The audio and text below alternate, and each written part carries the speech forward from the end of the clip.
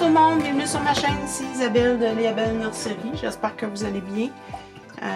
J'ai pas fait de vidéo la semaine dernière, j'ai pas eu le temps. J'ai eu une semaine méga chargée, occupée. C'est passé plein d'affaires. il y a des semaines comme ça. J'ai essayé d'en faire un, puis j'étais tellement souvent interrompue que ça donne rien. J'ai perdu la motivation, puis ça me tentait pas tellement. Cette semaine, je vais poster 2 vidéos, un en anglais puis un en français. C'est sensiblement sur le même sujet. Celui en anglais, il est beaucoup plus court. Ça, c'est mon chien. Il faut que je coupe les griffes. Je cliquette un petit peu trop à mon goût. Bref, ça, il va être un petit peu plus... Celui en anglais est un petit peu plus court. Parce que je suis pas super à l'aise encore pour parler beaucoup longtemps en anglais. C'est assez difficile, surtout que ça faisait très longtemps. Mais... Je vais passer un peu plus rapidement, peut-être en français, sur la partie que j'ai fait en anglais, puis après ça, je vous parlerai du reste. J'ai réalisé, particulièrement dans le forum de Bountiful Baby, mais aussi avec les questions qu'on me pose, que quand on parle de peinture trop épaisse, les gens ne comprennent pas réellement qu'est-ce qu'on veut dire. C'est assez difficile à expliquer réellement qu'est-ce qu'on entend par là. Quand on voit un reborn avec la peinture trop épaisse, on le sait tout de suite, on le voit tout de suite, mais c'est difficile de mettre le doigt sur qu'est-ce que la personne a fait pas correct, dans le fond, pour avoir cet effet-là. Puis une chose qu'on confond souvent avec peinture trop épaisse, les gens disent, ben oui, mais je la dilue pourtant. Je mets du médium, je mets de l'eau, ma peinture est liquide. Comment elle peut être trop épaisse? Puis c'est là qu'on va...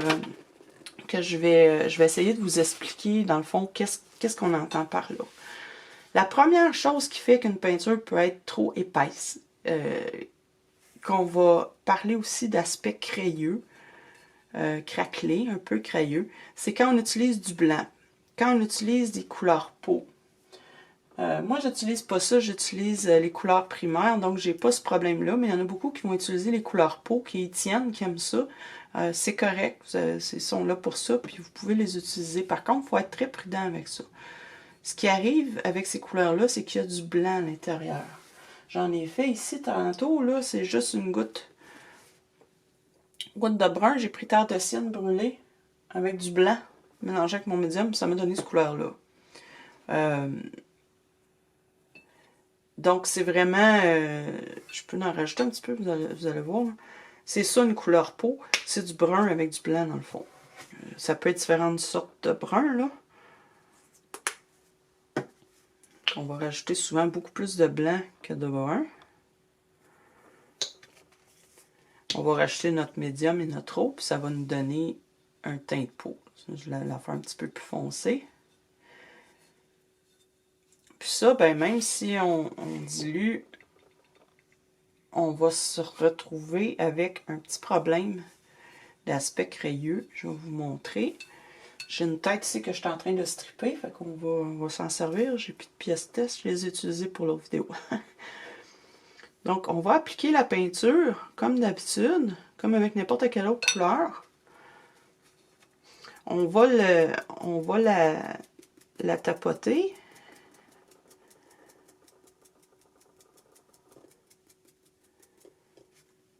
Puis on va s'apercevoir assez vite que ça laisse des marques. Ça laisse des marques. Ça va laisser des lignes, des marques. Ça va laisser un aspect, même si on la tapote pendant des heures et des heures. Je vais essayer d'ajuster ma lumière. On va avoir des marques qui vont se former. Des traits plus foncés de blanc. On va avoir un effet aussi un peu de mousseux là, sur la zone peinturée. C'est dur à montrer à la caméra du blanc. Bref, si on n'a pas dilué suffisamment, on va se retrouver avec une peinture qui va avoir l'air de craie qui a été appliquée. On va voir les zones qui ont séché avant qu'on applique plus loin, parce que ça va commencer à sécher. Des fois, on va le voir un peu. Puis à force d'appliquer plusieurs couches de cette peinture-là, l'une par-dessus l'autre, c'est là qu'on va avoir une peinture trop épaisse. C'est-à-dire que le blanc en lui-même, c'est déjà une peinture qui marque beaucoup. qui est très dur à diluer. Puis, à force de l'appliquer, on va avoir un effet vraiment, vraiment de plaque de peinture appliquée. Là, la mienne est trop diluée, comme d'habitude, mais vous voyez autour le cercle que ça fait. Ça, c'est un problème qu'on va voir. La solution à ça, c'est d'utiliser moins de couches. Au lieu de les utiliser pour bâtir notre teint de peau, on va bâtir notre teint de peau avec du mottling. On va utiliser du violet, on va utiliser du vert, on va utiliser d'autres couleurs, du rose, pour atteindre un teint, une bonne base de teint de peau. Puis on va terminer avec 2 ou 3 couches de peinture couleur peau par-dessus. L'autre chose aussi, c'est de la diluer énormément. Vous la diluez beaucoup plus qu'une peinture d'une autre couleur. Parce que le blanc, c'est très, très difficile à diluer. Puis s'il n'est pas assez dilué, c'est ce que ça va vous donner. Ça va vous donner un aspect vraiment crayeux, vraiment craquelé. On va voir l'application de la peinture, c'est ça que je veux dire. Ça, c'est une des causes de peinture trop épaisse. On a rarement ce problème-là là, avec la méthode des couleurs primaires, mais ceux qui utilisent la peinture couleur peau, je les vois tout de suite. Ceux qui ne sont pas habitués, là, je parle, parce qu'il y en a qui font des prototypes avec ça, puis ils sont super, mais les gens qui ne sont pas encore des reborneurs d'expérience, on va le noter tout de suite qu'ils ont utilisé cette couleur-là, justement à cause de cet aspect crayeux, cet aspect épais de la peinture.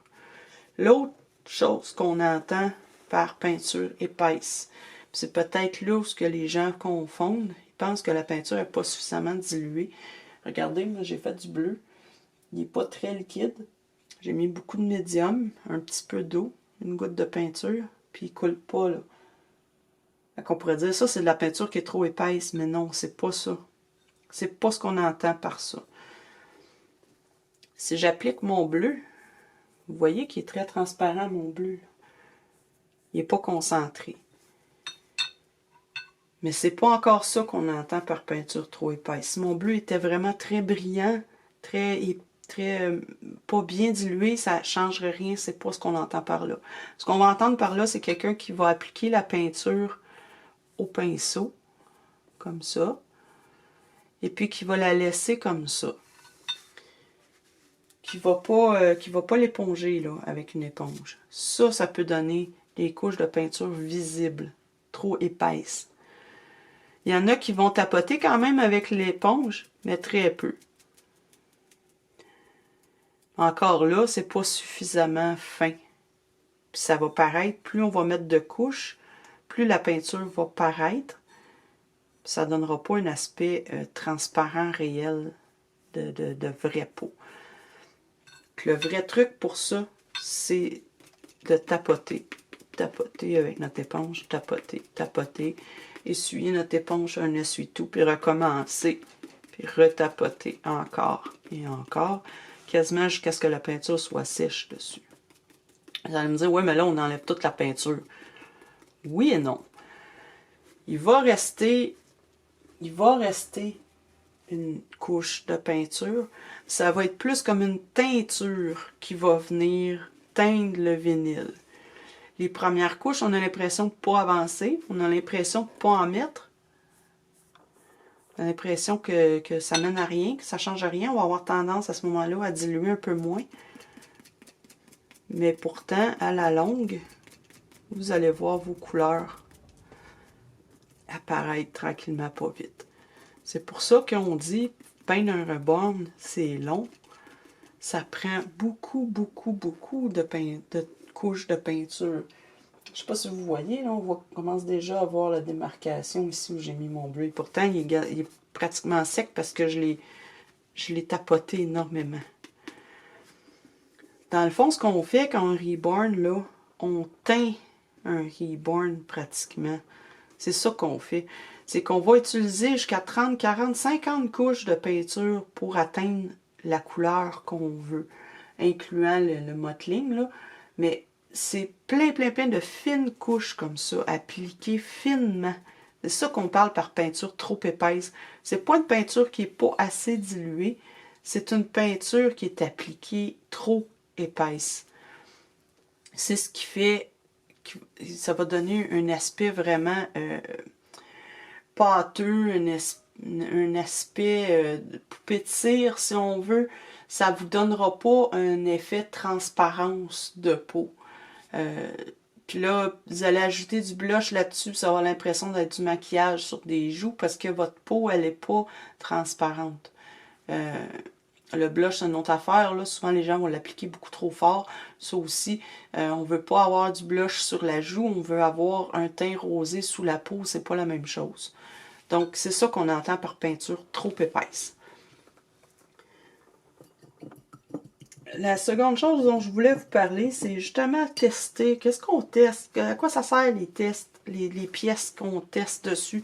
Pourquoi ça nous prend des pièces pour tester? On va se ramasser avec 2-3 mains-bras qu'on a acheté pas cher pour. C'est des test parts, là, des parties de test. Puis on sait pas trop quoi faire avec ça. Qu'est-ce qu'on fait avec ça? C'est bien beau, là. Je peux tester mes couleurs, mais en dehors de ça, je peux tester mon routing, oui. Puis là, on est bloqué, on dit, moi, mais tester quoi? Tu sais, dans le fond. C'est sûr que le premier but, c'est de tester notre application de peinture, tester notre dilution. Au début, quand on commence, on ne sait pas trop comment diluer. Si la peinture est trop claire ou trop foncée, donc je vais rajouter une goutte de bleu. Moi, je pense qu'elle est correcte.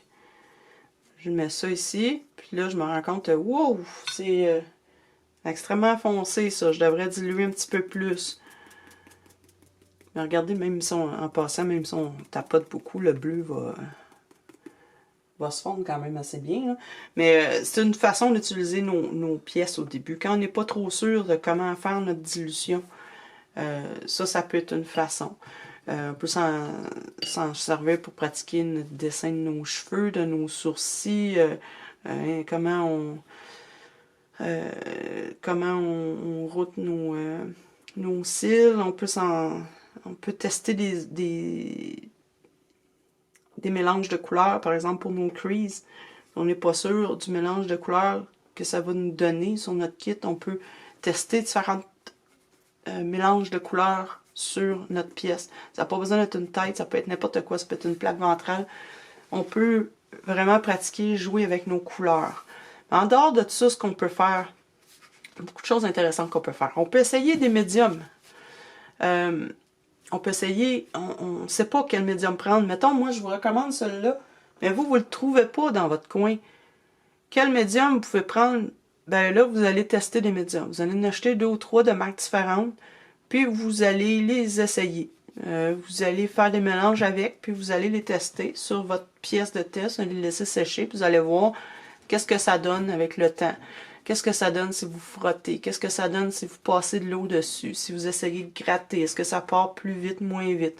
Est-ce que vous arrivez à obtenir une belle transparence de la peinture? Est-ce qu'il s'applique bien? Est-ce qu'il est collant? Souvent, c'est ce qui va arriver. Moi, le médium Liquitex, j'ai arrêté de l'utiliser à cause de ça. Il était collant. Donc là, vous faites un échantillon avec ce médium-là sur votre pièce de test, puis vous dites, hey, c'était collant un petit peu, ça me tente pas de l'utiliser. Vous pouvez faire la même chose avec vos primers. Ça, c'en est un nouveau là, que je viens d'acheter, Jacques GAC 100 acrylique primer. C'est liant acrylique pour pigment. C'est merveilleux. C'est un primer avec des liants dedans. C'est merveilleux. Je peux l'utiliser tout seul. Je peux l'utiliser mélangé avec les couleurs. C'est à utiliser en couche d'après. C'est soit un primer ou une couche d'après. Donc, j'ai acheté ça, puis je l'ai essayé. J'ai pas tellement aimé l'effet que ça me donnait. C'était un petit peu collant. J'ai pas adoré, j'ai pas détesté non plus. J'aime mieux celui de Reborn FX. Mais ça serait une façon de tester. Est-ce que vous pouvez utiliser ça tout seul comme primer? Est-ce que ça donne un bon résultat? Vous faites une patch sur votre pièce de test. Ça sèche, appliquez de la peinture dessus, puis regardez comment votre peinture réagit. C'est une bonne façon pour connaître vos produits, une façon pour connaître vos peintures, pour connaître, pour savoir qu'est-ce qui est mieux pour vous, avec quoi vous êtes à l'aise, parce qu'il y a plein de gens qui vont vous recommander plein de choses différentes. Ce que moi j'utilise, c'est pas ce que l'autre à côté va utiliser, puis elle a autant de succès avec ses produits que moi avec les miens. Donc, c'est une bonne façon de tester un nouveau produit. Est-ce que ça va fonctionner? Pour les vernis, même chose. Vous avez 3 vernis, vous savez pas lequel est meilleur, lequel utiliser, faites un test de vernis. Faites séparer 3-4 zones, puis appliquez le vernis sur chacune des zones. Ben donc, prenez le même vernis, une partie juste une couche, l'autre 2 couches, l'autre 3 couches, une partie juste au pinceau, l'autre partie épongée. Faites-vous des grilles comme ça pour tester vos vernis, lequel vous aimez le mieux. C'est une bonne façon d'apprendre à utiliser les vernis, puis aussi de savoir avec lequel vous êtes le plus confortable, lequel va vous donner les meilleurs résultats. Faut pas avoir peur de faire ça. Oui, c'est dispendieux, un vernis. On n'a pas le goût d'en acheter 3-4. Mais d'un autre côté, si on se contente de juste un, puis il donne pas des super bons résultats, à un moment donné, on n'a pas le choix, il va falloir en acheter un autre, puis voir s'il va aller mieux.